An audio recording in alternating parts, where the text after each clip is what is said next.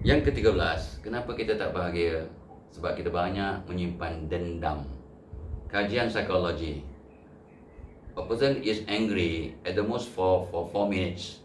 After that, it becomes vengeful. Biasanya ikut kajian psikologi, marah sekitar 4 minit. Ada orang buat kajian buat kajian pasang elektronik dan macam-macam kat kepala tu, bagi dia rangsangan supaya marah. Dia marah 4 minit. Lepas tu, kalau masih ada isu, dia dah jadi dendam. Jadi kita kena faham, marah itu api, syaitan dicipta daripada api. Dan kita tahulah marah tu dari mana. Ni marah yang patut dikawal lah Orang yang paling kuat bukan orang yang boleh mengalahkan lawannya. Orang yang paling kuat, sabda Nabi SAW, orang yang dapat mengawal kemarahannya. Dia tak marah waktu yang dia sepatutnya marah pada orang yang dia kena langgar. Dia patut marah tapi dia kawal. Itu orang kuat. Sangat kuat sabda Nabi SAW. So, dendam adalah satu perkara yang boleh memusnahkan hidup. Bila kita dendam, hati kita tak tenang, hati kita jadi hitam sebab dendam, marah. Kita bersangka buruk kat orang yang kita dendamkan. Dendam menyebabkan hati tak tenang, dan dendam menyebabkan otak kita jadi negatif. Dendam akan mencerminkan wajah kita tak comel. Wajah kita dah muram. Orang dendam, muka dia tak cantik. Dendam menyebabkan rezeki susah nak masuk. Dendam menyebabkan kawan jauh. Dendam menyebabkan prestasi ke tempat kerja juga menurun. So, rentetan kepada dendam sangat negatif. Dan kata orang tua-tua, orang yang dendam, mukanya biasanya masam, cepat tua.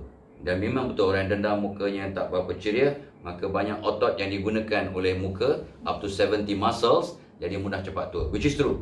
Orang tua-tua ni banyak pengalaman tapi mereka tak ada sains untuk menerangkan orang masam muka cepat tua. Betul. Masam muka melibatkan 70 muscle untuk bergerak. Orang senyum ni awet muda. Yes, masa kita senyum kita gunakan 10 hingga 12 muscle saja untuk senyum.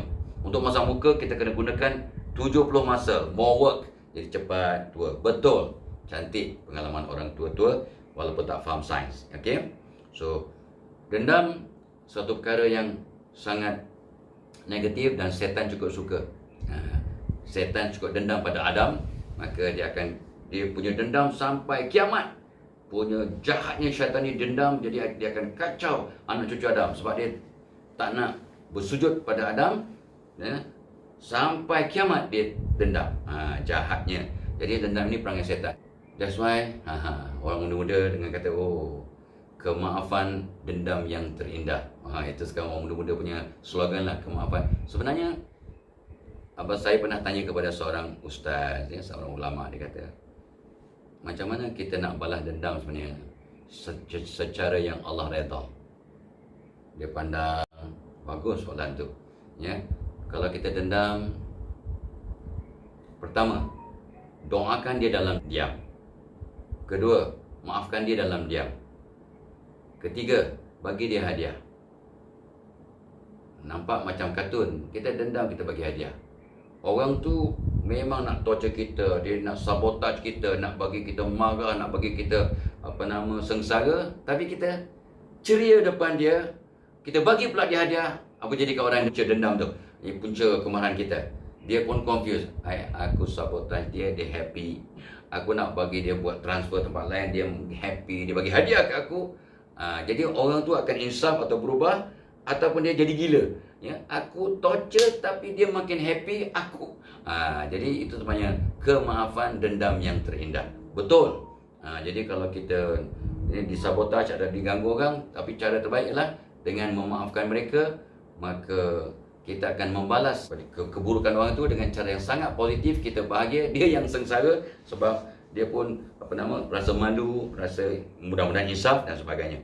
So, kenapa tak bahagia? Sebab banyak dendam. Tapi bila kita maafkan orang, sebenarnya disebut oleh ramai ulama, bila kita marah pada seseorang itu, cuba pada bos, pada jiran, kita doakan orang itu. Satu, maafkan, kena doakan. Dan kata Allahyarham Ustaz Harudin, barang siapa memaafkan seseorang selama 40 hari berturut-turut, maka orang yang benci kat kita, Allah ubah hatinya jadi neutral.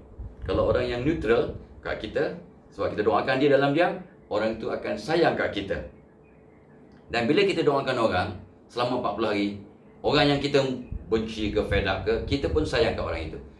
Orang itu pun akan sayang kat kita. Hebatnya yang pengaruh doa dalam diam. Lagipun doa dalam diam ya, yang tak dihebatkan akan diaminkan malaikat, dan malaikat akan doakan kita perkara yang sama.